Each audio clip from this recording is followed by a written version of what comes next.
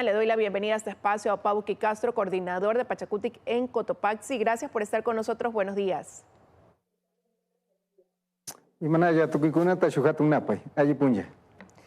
Bueno, analizar lo que está pasando con el movimiento indígena, sobre todo después del 13 de abril, donde un gran porcentaje del voto indígena apoyó a Daniel Noboa, decantó por ese candidato. Y hoy algunos se preguntan si se puede seguir hablando de un liderazgo de Leonidas Issa en la Conalle, de Guillermo Churuchumbi en Pachacutic. ¿Cómo está el movimiento indígena? Sí, bueno, nosotros creo que no se hizo absolutamente nada al margen de las decisiones que vamos adoptando en los espacios que corresponda.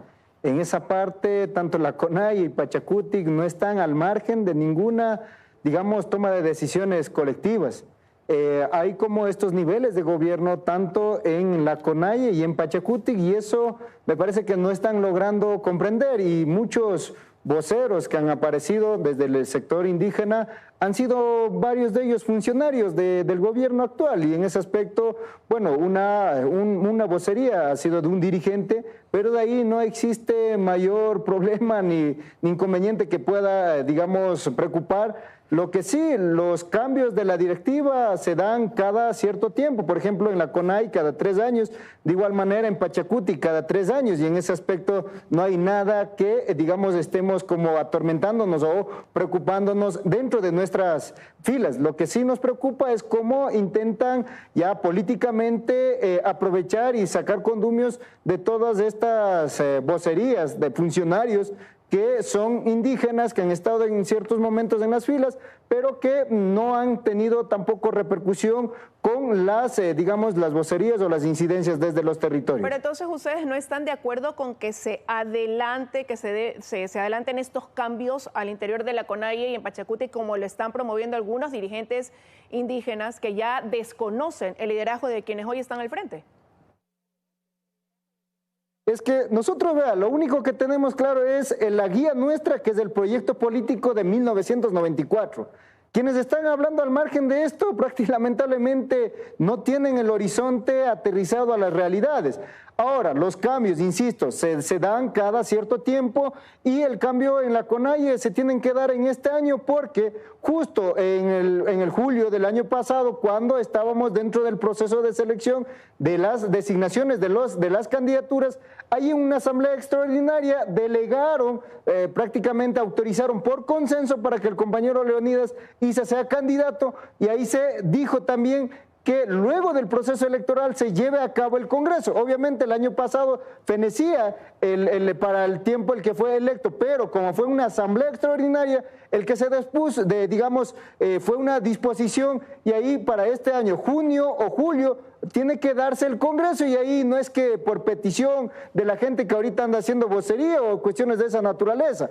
Para Pachacutic le queda hasta 2026, y en ese aspecto no hay ningún inconveniente. Pero más allá de quienes están haciendo vocería, ¿cuál es la lectura que ustedes hacen también de ese apoyo del movimiento indígena al candidato Daniel Noboa? Porque si bien los votos no se endosan, mire por ejemplo lo que pasó en Chimborazo, lo que pasó en Cotopaxi, que es la tierra del señor Leonidas Issa, donde ganó Daniel Noboa. Sí, nosotros, vea, ahí hay algunos factores que toca tomar mucho en consideración. Toda la maquinaria estatal, gubernamental, con el que fue patrocinado el candidato presidente, quien ahora ya es consignado también como presidente reelecto.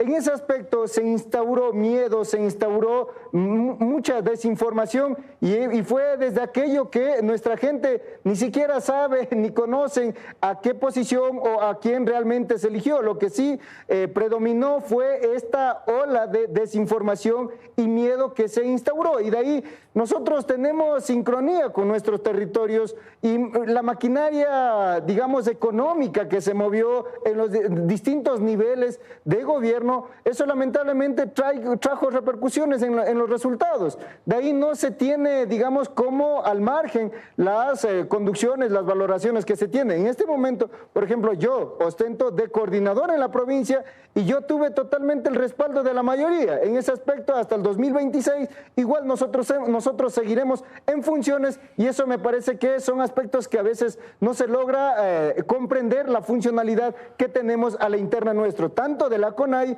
y de la estructura, digamos, del brazo electoral como Pachacuti. Mire usted que hay quienes han dicho que incluso una de las cosas que a lo mejor le restó votación incluso a la candidata del correísmo, Luisa González, fue la firma de ese acuerdo que hicieron con los dirigentes de la CONAIE y de Pachacuti, que en ese mismo momento algunos líderes indígenas dijeron que era a título personal y que no representaba pues en sí a todo el movimiento indígena incluso.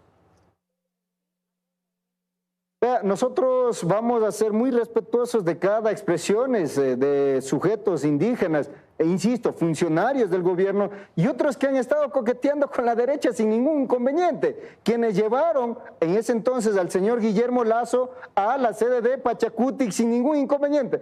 Lo que nosotros sí vamos a ser muy insistentes es que tenemos esta guía, que es el proyecto político de la CONAIE, donde nos dejan situados y desde donde nosotros expresamos. Venimos de un proceso de luchas, de reivindicaciones y donde tenemos consignados, ¿no es cierto?, nuestro camino por donde debemos caminar. Y de ahí no hay una desincronía con nuestros territorios. Lo que sí hay es como, digamos, esta desventaja con los que tanto en la primera y segunda vuelta corrieron un candidato presidente con todo el aparato estatal, ya la postura que ha sido emitido por la CONAIE, una desventaja, cooptado los poderes prácticamente del Estado, y en ese aspecto, ¿cómo podemos tener también otra ventaja, otra oportunidad? Ahí nosotros, insisto, estamos caminando con lo que digan. Y ahorita, por ejemplo, en junio o julio tiene que darse el Congreso y ahí veremos cuáles son las decisiones que se nos van a venir más adelante. Y hasta tanto, entonces, ¿cuál va a ser la postura del movimiento indígena una vez ya conocidos los resultados electorales, una vez que el gobierno ha dicho que quiere ir a una asamblea constituyente, por ejemplo? ¿Cuál va a ser la postura que adopten? Nosotros hemos sido muy tajantes. Todo lo que se recoge en los planteamientos y en esta constitución que fue construcción desde la, digamos, de este principio, unidad en la diversidad, es lo que se quieren votar al tacho, y eso nosotros hemos ido. La gente ahorita que empezamos también a socializar y ellos también empiezan a escuchar, están reaccionando, y ahí tiene que tener muy en cuenta el presidente que ha sido electo. No fue un voto directamente para Daniel Noboa, fue un voto a la desinformación, al miedo que les instauraron. En ese aspecto no es que tengan el cheque en blanco así abiertamente para hacer o deshacer lo que a él se le dé la gana. En ese aspecto nosotros hemos dicho, vamos a cuidar los derechos que se han ganado y no estamos de acuerdo con la nueva constituyente, y bajo esta cuestión, venga lo que venga, nosotros recorreremos y sostendremos desde los territorios la vocería que nos manden desde esos espacios. Quiero agradecerle que haya estado esta mañana con nosotros, señora Pauqui Castro, aquí en 24 horas. Que tenga un buen día. Gracias a ustedes. Sumac Punjo, excelente día.